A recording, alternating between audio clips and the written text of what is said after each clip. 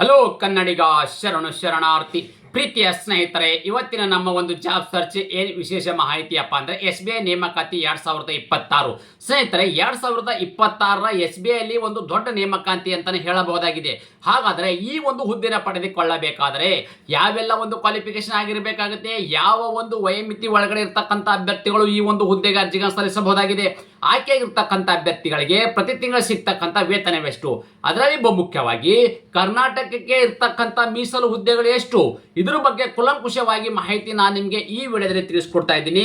ಅದಕ್ಕಿಂತ ಮುಂಚಿತವಾಗಿ ನಮ್ಮ ಯೂಟ್ಯೂಬ್ ಚಾನಲ್ಗೆ ಸಬ್ಸ್ಕ್ರೈಬ್ ಜೊತೆಗೆ ಬೆಲ್ ಐಕನ್ ಕ್ಲಿಕ್ ಮಾಡೋದನ್ನ ಮರಿಬೇಡಿ. ಯಾಕಪ್ಪ ಅಂದ್ರೆ ಪ್ರತಿನಿತ್ಯ ನಾವು ಕೇಂದ್ರ ಸರ್ಕಾರ ಮತ್ತು ರಾಜ್ಯ ಸರ್ಕಾರದ ಹೊಸ ಹೊಸ ಹುದ್ದೆಗ ಮಾಹಿತಿ ಕೊಡಲಿಂದ ತಪ್ಪದೆ ನೋಟಿಫಿಕೇಶನ್ ಬರಲಿದೆ ನಿಮಗೆ.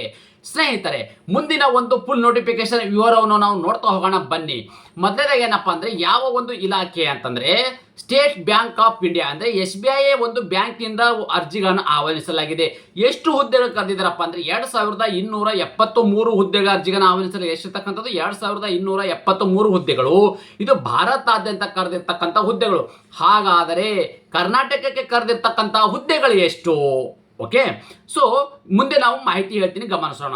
ಅದೇ ರೀತಿ ಈ ಒಂದು ಆಯ್ಕೆಯಾಗಿರ್ತಕ್ಕಂಥ ಅಭ್ಯರ್ಥಿಗಳು ಎಲ್ಲಿ ಒಂದು ಕಾರ್ಯವನ್ನು ನಿರ್ವಹಿಸಬೇಕಪ್ಪ ಅಂದ್ರೆ ಕರ್ನಾಟಕ ಸೇರಿದಂತೆ ಭಾರತಾದ್ಯಂತ ಕೆಲಸವನ್ನ ನಿರ್ವಹಿಸಬೇಕು. ಯಾಕಪ್ಪ ಅಂದ್ರೆ ಇದು ಭಾರತ ಸರ್ಕಾರದಲ್ಲಿ ಅಧೀನದಲ್ಲಿ ಕೆಲಸ ಮಾಡ್ತಕ್ಕಂಥ ಒಂದು SBI ಒಂದು ಇಲಾಖೆ ಆಗಿರೋದ್ರಿಂದ ನೀವು ಭಾರತಾದ್ಯಂತ ಕರ್ನಾಟಕ ಸೇರಿದಂತೆ ಭಾರತಾದ್ಯಂತ ಕೆಲಸವನ್ನ ನಿರ್ವಹಿಸಬೇಕಾಗುತ್ತೆ.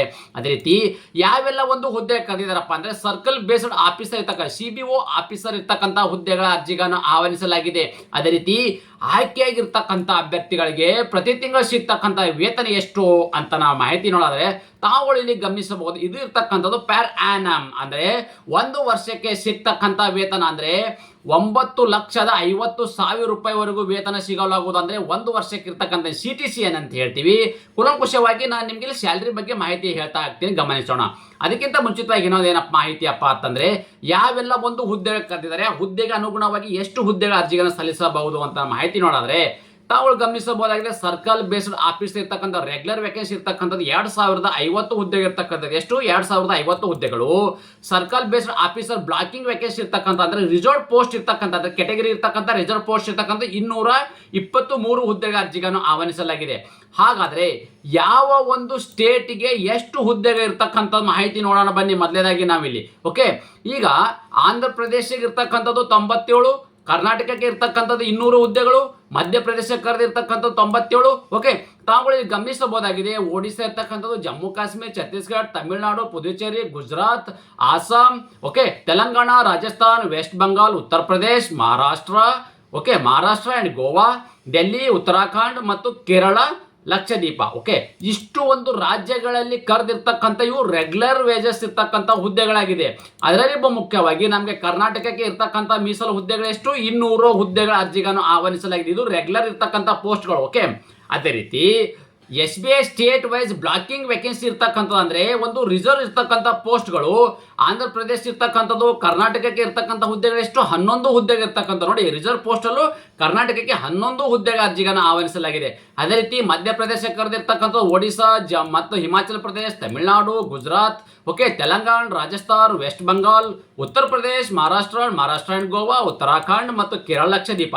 ಅಂದ್ರೆ ಒಂದು ಕರ್ನಾಟಕವನ್ನು ಸೇರಿದಂತೆ ವಿವಿಧ ಒಂದು ರಾಜ್ಯಗಳಲ್ಲಿ ಕರೆದಿರ್ತಕ್ಕಂಥ ಹುದ್ದೆಗಳ ಬಗ್ಗೆ ಮಾಹಿತಿ. ನಾನು ಮುಖ್ಯವಾಗಿ ಇಲ್ಲಿ ಇಂಪಾರ್ಟೆಂಟ್ ಮಾಹಿತಿ ಏನಪ್ಪಾ ಅಂದ್ರೆ ಕರ್ನಾಟಕಕ್ಕೆ ಮೀಸಲಿರ್ತಕ್ಕಂಥ ಹುದ್ದೆಗಳ ಬಗ್ಗೆ ನಾನಿಲ್ಲಿ ಹೆಚ್ಚು ಒತ್ತನ್ನು ನೀಡ್ತಾ ಇದ್ದೀನಿ, ಗಮನಿಸಬಹುದಾಗಿದೆ. ಅದೇ ರೀತಿ ಓಕೆ, ಈ ಒಂದು ಹುದ್ದೆಗಳ ಬಗ್ಗೆ ಆಯ್ತು. ರೆಗ್ಯುಲರ್ ಪೋಸ್ಟ್ ಇರ್ತಕ್ಕಂಥದ್ದು ಹುದ್ದೆಗಳು ಮತ್ತು ಇಲ್ಲಿ ಬ್ಲಾಕಿಂಗ್ ಇರ್ತಕ್ಕಂಥ ಹುದ್ದೆಗಳು ಅಂದ್ರೆ ಒಂದು ರಿಸರ್ವ್ ಇರ್ತಕ್ಕಂಥ ಹುದ್ದೆಗಳ ಅರ್ಜಿಗಳನ್ನು ಆಹ್ವಾನಿಸಲಾಗಿದೆ. ಹುದ್ದೆಗಳ ಬಗ್ಗೆ ನಾವು ಕಂಪ್ಲೀಟ್ ಆಗಿ ಮಾಹಿತಿ ನೋಡ್ಕೊಂಡಿದ್ದೀವಿ.